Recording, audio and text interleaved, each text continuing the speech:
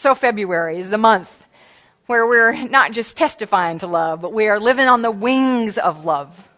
And I know sometimes when we do the theme of love in February, people who are not in romantic relationships get a little bit nervous and they're not sure they want to come to service because they don't want to be talking about, we're coming up on Valentine's Day. We don't want to talk about that romantic stuff. So you're safe. I'm not talking about romantic love, although it can be included in everything I am speaking of. But I'm talking about the love of the divine, the love of God, that bigger love that encompasses everything. And I decided in this theme to look at the word love, L-O-V-E, happens to have 4 letters. We happen to have 4 weeks in the month. How about if we just take each letter a Sunday and deepen into God's love as it relates to something that starts with the letter. So last Sunday we looked at living in light, lightness, and laughter. And we certainly had a good experience and a fun experience doing that. Today we're going to look at, and we're going to explore God's omnipotence, omniscience, and omnipresence. Whoa, some big words that may be coming up now in our minds, having heard them in our upbringing, in our religious upbringing. That's what we're going to explore today. Next week, we'll look at living in vision and vitality. What God's love has to do with living in vision and in vitality. And then the last Sunday of the month, going to have a surprise for you, so I won't tell you what that is, except I will tell you that we're going to live in enlightened enthusiasm and look at the power of God's love to bring forth enlightened enthusiasm, and there will be a surprise about which I am extremely enthusiastic. So, so come and be enthusiastic about it as well. Today, God's omnipresence, omniscience, omnipotence. Now, before we move into that, I'm seeing fanning, so is it warm? It's warm in here. Deb Covington, where are you? After that song, you heated us all up, Cerise. I know. Diana, can you take care of it? Thank you so much. All right, let's just kick it down. Don't freeze us out. Just 1 down, 1 degree. That's all that it takes, actually. It's interesting how much 1 degree. That's a whole sermon right there. 1 degree of change. This is not where I was planning to go today, right now. Would someone write that down for me, please, so I don't lose it? 1 degree of change can make so much difference. But that is a whole other topic, not for today. Omniscience, omnipotence, omnipresence. 3 words that I just want to do a little quick survey. How many of you are familiar with those terms and that you learned them in your upbringing of your religious upbringing of your past? Yes. So a number of you, not everyone, but a number of you got those terms. Many of you didn't, however. So here's what they mean, just to make sure we're on the same page. First of all, omnipresence. Omnipresence means everywhere present. So the idea is that God is everywhere present. And I have a little story about that. And the story is that there was a Catholic grade school. And in the cafeteria of the Catholic grade school, as the kids are coming in, lining up to have lunch, right at the front of the line, there's a big pile of beautiful polished apples. But the nun had written a hand note in front of this display of beautiful apples that says, "Take only one. God is watching." All right? So there's the line of all the Jell-O and all of whatever the food is. And then at the end of the line, there's this great big pile of chocolate chip cookies. And one of the students had written a hand note that says, "Take all you want. God's watching the apples."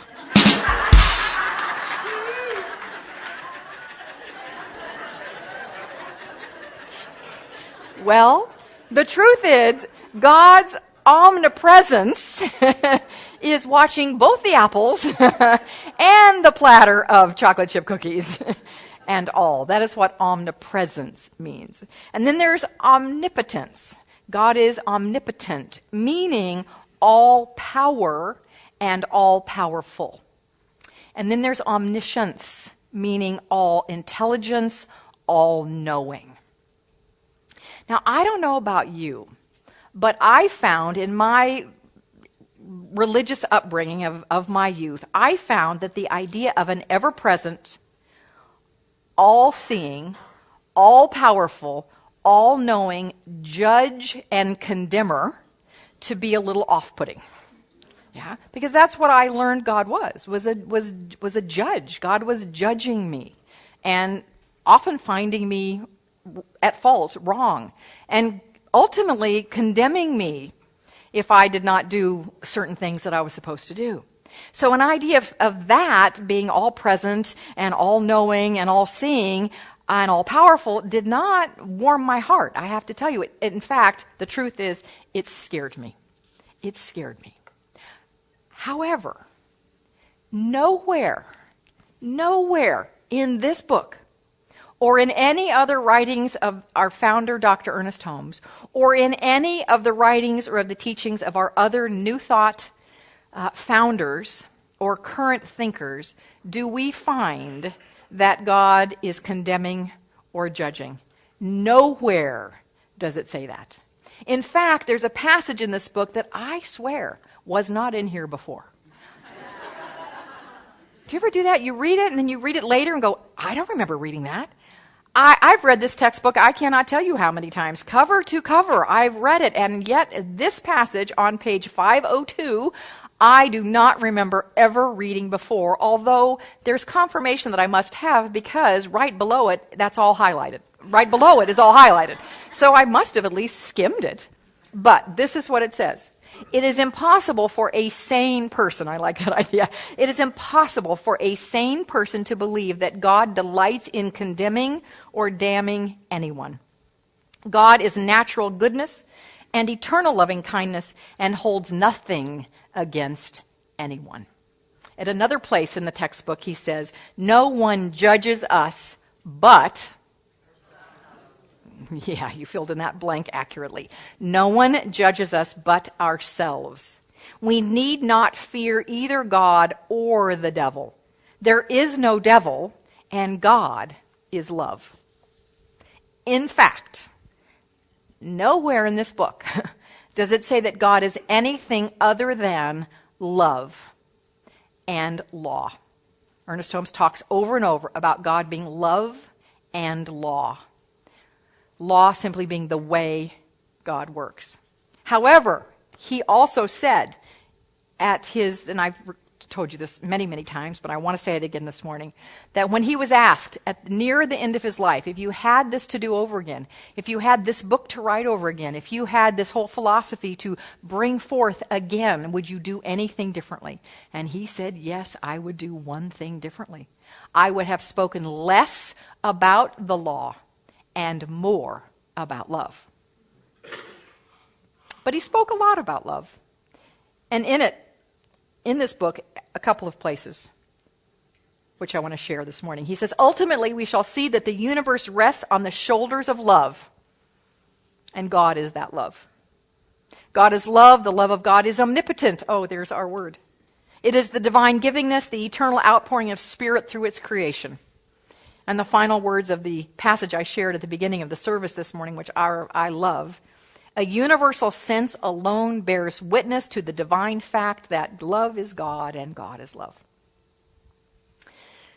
One of the other founding fathers in New Thought was Charles Fillmore, who, with his wife, co-founded the Unity movement. And he said in a very, I think, moving and almost poetic way, he said, the love of God for his children, meaning us, is beyond description. A love so tender and so deep that it cannot be mentioned in the same breath with the ordinary love as known by the world.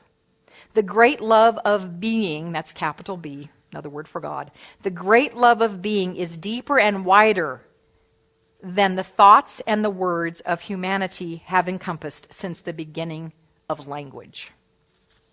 That's what God is. So let's now put that definition, that God is love, to the idea of omnipotence, omnipresence, and omniscience. So there is God as love, not God as judge, that is everywhere, present in all things, surrounding everything, fulfilling everything, coming forth from everything, and coming back to everything, including us. God's love is omnipresent. God's love, not God as judge, is omnipotent, all-powerful, and all-power. I love these words from the textbook, and they have given me great comfort and solace and absolute empowerment at certain times in my life. All the power of the universe is with you. Feel it, know it, and then act as though that were true. The universe is inexhaustible. It is limitless. It knows no bounds and has no confines. And these last two sentences are what I really anchored into at times. We are not depending on a reed shaken by the wind, but on the principle of life itself. For all that we have or shall ever need, it is not some power. It is not a great power. It is all power. And then the punctuation of that, all power, is in all caps. So that's, Ernest Holmes did that when he really wanted you to get it. So it is not some power. It's not even a great power. It is all power. God's love is all power, is omnipotent. God's love is omniscient. Not God as a critical parent being omniscient, but God's love is omniscient, all-knowing. Holmes says we are surrounded by a mind or an intelligence that knows everything. The abstract essence of beauty, of truth, and wisdom coexist in the mind of the universe, and we exist in it and may draw from it.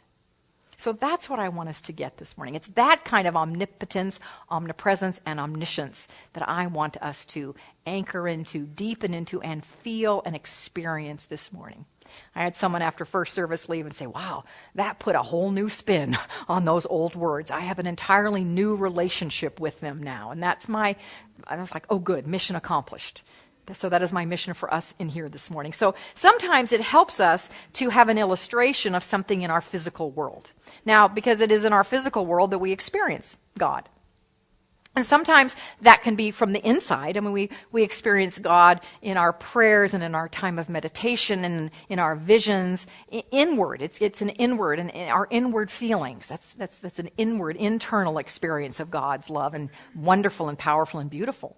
Then there's the outer experience of God's love when we take a walk in the woods, or when for me when I'm sitting on the bow of a sailboat going down the ocean. That to me is the place that I just feel so connected to the divine. With each other, with as Jorge gave my talk, because in his prayer was so beautiful about how this is God and that is God and this is God. So we experience God out here as well, if we pay attention, if we're awake to it, if we are aware that that's the case. So I want to give you an illustration to help you become even more aware. We're going to have a couple of opportunities to do this morning. But the first one is an illustration that actually comes from a book called Peace is Every Step.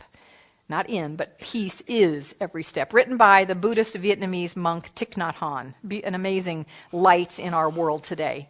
And in it, he's talking about the everythingness that is in everything. And how we are connected, that nothing is separate from the divine. Now, he's a Buddhist, he doesn't use the term God, but he's talking about the interconnectedness of all life. And so I'm just going to expand his definition to say that life with a capital L, meaning God's presence is all-powerful, all-seeing, all-knowing in everything. And so the illustration that Thich Nhat Hanh uses is a piece of paper. And in the book he says, can you see resting on top of this piece of paper a cloud? Can you see that? Like, no, I don't see it. No, it's just like a piece of paper to me. All right, so work with me, all right? Work with me on this. I want you to know that hanging right here is a cloud. Why? Because without a cloud, there would be no rain. And without rain, there would be no tree. And without a tree, there would be no piece of paper. The cloud is essential for the paper to exist.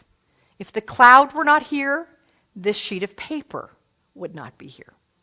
But if you look at this sheet of paper even more deeply, we can see that the sunshine is here also. Because without the sunshine, the forest cannot grow. And so the sunshine lives, the trees live, the clouds live as this piece of paper. And if we continue to look, we can see that the logger who cut the tree and the river that took that tree to the mill also exists in a piece of paper. And I had a person first service point out that gravity exists in this piece of paper, because were it not for gravity, the tree would not have fallen into the river. We can take it further. The logger could not live if it were not for his daily bread, and so the wheat also lives in this piece of paper, as does the logger's mother and father, because he would not exist if it weren't for his mother and father. And we can even say that we live in this piece of paper, because if it weren't for our looking at it right now and having the perception of it, it wouldn't exist either. Everything that is everything lives in everything. Oh, that was big. Did you get that? Everything that is everything, omnipotent, omniscient, omnipresent, lives in everything.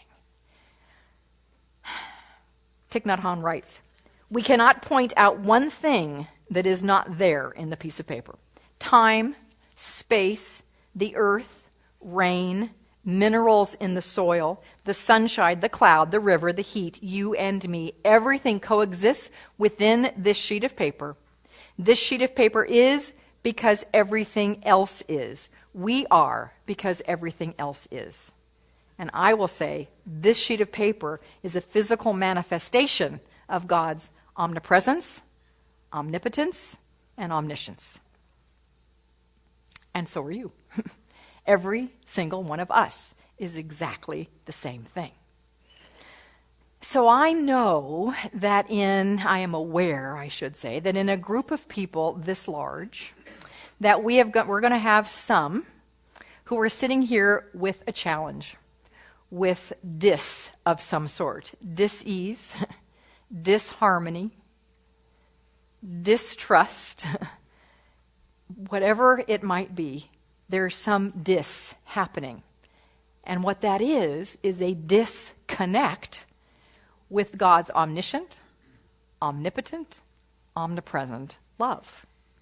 When we reconnect with that all-present, all-knowing, all-powerful force of love, when we really reconnect with that,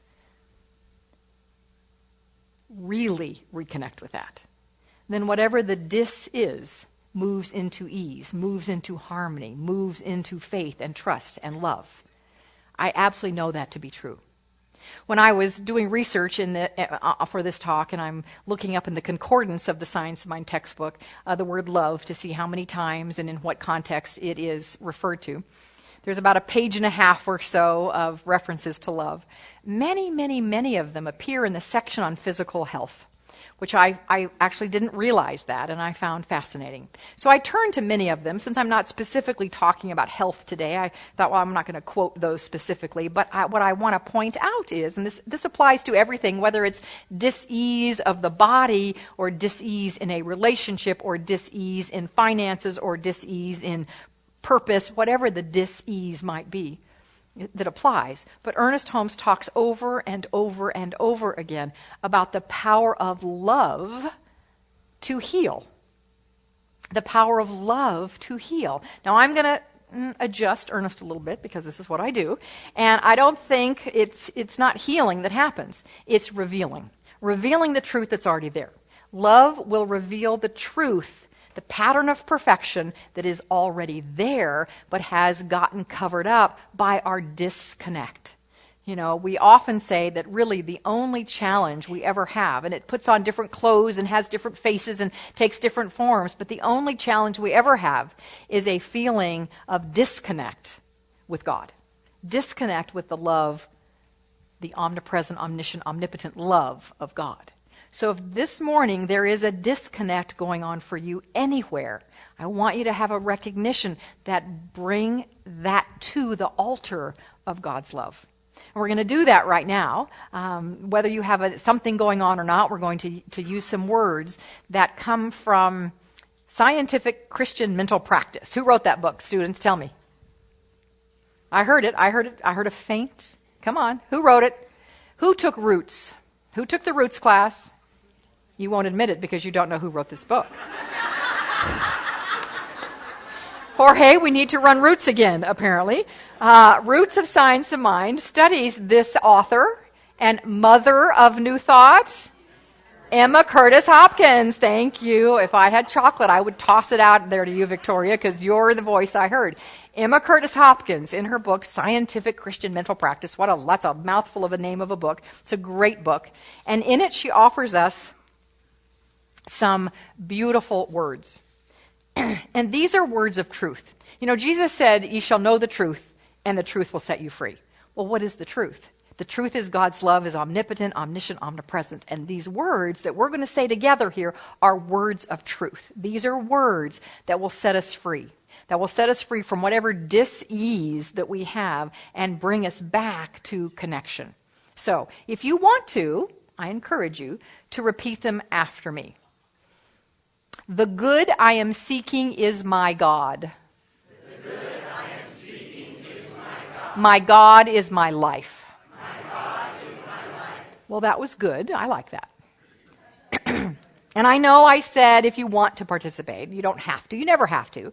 But here's what I'd like to invite. I'd like to invite, if you are going to participate, to do so with a little more gusto.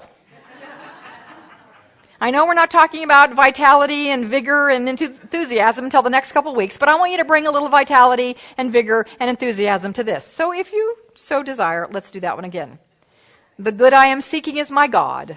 The good I am seeking is my God. My God is my life. My God is my life. The good I am seeking is my health. The good I am seeking is Yes. God is my health. God is my health. The good I am seeking is my strength. The good I am seeking is my strength. God is my strength. God is my strength. The good I am seeking is my support. The good I am seeking is my support. God is my support. God is my support. Life is God. Life is God. Truth is God. Truth is God. Love is God. Love is God. Substance is God. Substance is God. God is intelligence. God is intelligence. Omnipresent. Omnipresent. Omnipotent. Omnipotent. Omniscient. Omniscient. God is life. God is life. Omnipresent. Omnipresent. Omnipotent.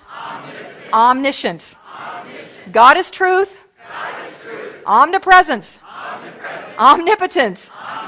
Omnipotent. Omniscient. Omniscient. God is love. God is love. Omnipotent. Omnipotent. Omnipresent. Omnipresent.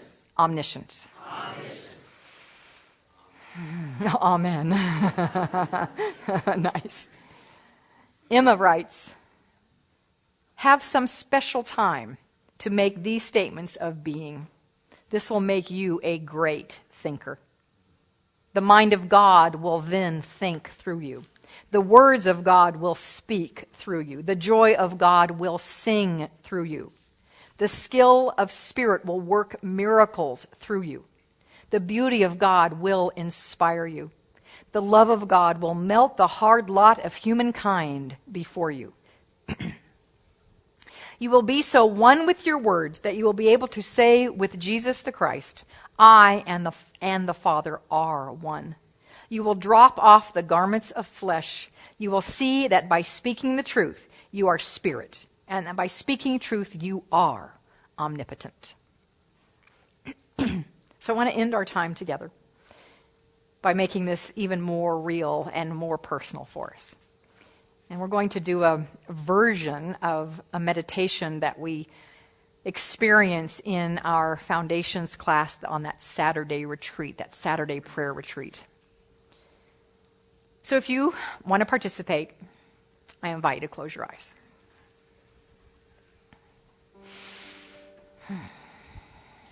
And just relax. If you notice any tension anywhere in your body, just take a breath into it and consciously let it go.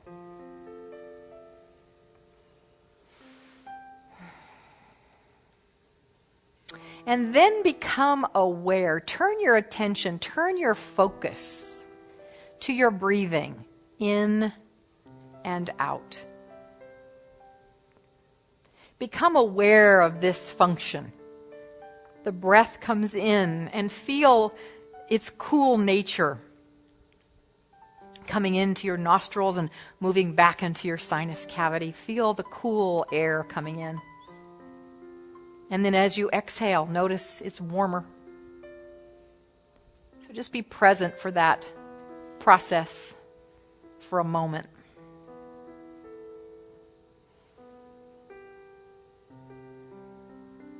But then turn your attention to what it is that you're breathing in. You can't see it, but it is everywhere present. And without it, you in this physical form would not be. Not for very long. God, Spirit, the word Spirit, and the word breath come from the same root word. So recognize that as you breathe in the atmosphere which is everywhere and which you cannot see, you are breathing in the breath of God, the breath of Spirit.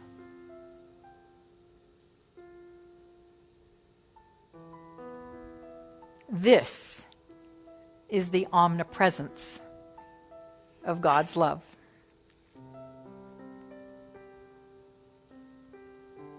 And now turn your focus and your attention to what is happening as you interpret and follow my words. The vibration of my voice goes into your ear, and that creates a chain reaction, a biochemical chain reaction that goes to your brain, and your brain moves that physical vibration into an idea. And you know what that means. Recognize that this is the omniscience, the all-knowing intelligence of God's love in operation. Through you, as you, from me to you. And back to me in the vibration that you are experiencing and exhibiting and exuding right now, because I'm getting that back, as is every single person in this room. And then turn your attention to your physical being that's sitting there and the physical sensations that you are having right now. You feel the pew underneath you and at your back. You feel your hands resting in your lap, holding the hand of your beloved. Whatever your hands are doing, feel them, be aware of them. Notice the beating of your heart, your feet on the floor, the air circulating about you on your skin. You feel it.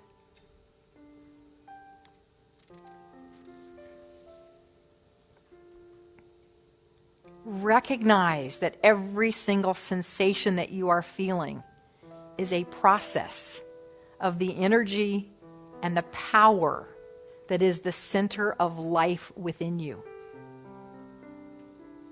It is God's power, God's omnipotence that you are feeling.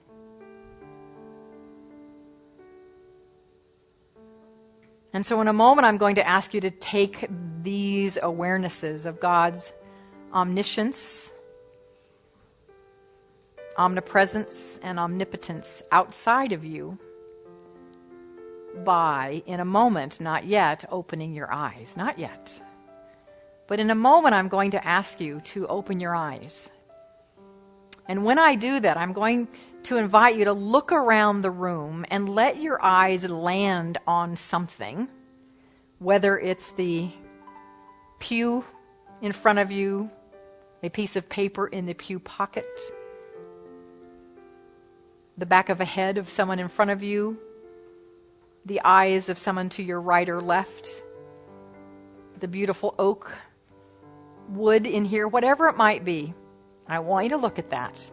Land on it for just a moment and say to yourself, oh, so this is what God's love looks like. So if you would do that now, open your eyes, take a look around, let your eyes land on something or someone, and simply say to yourself, this is what God's love looks like. And do it again. Look around again. It's okay to look at each other, by the way, into the eyes of another for just a moment and say, so that's what God's love looks like. How gorgeous. Look at the light. That's what God's love looks like. That's what God's perfect, ever-present, all-knowing, all-powerful love looks like. That is the power that is you and me. And that is the power that is ever available, always present, for us, in us, and through us.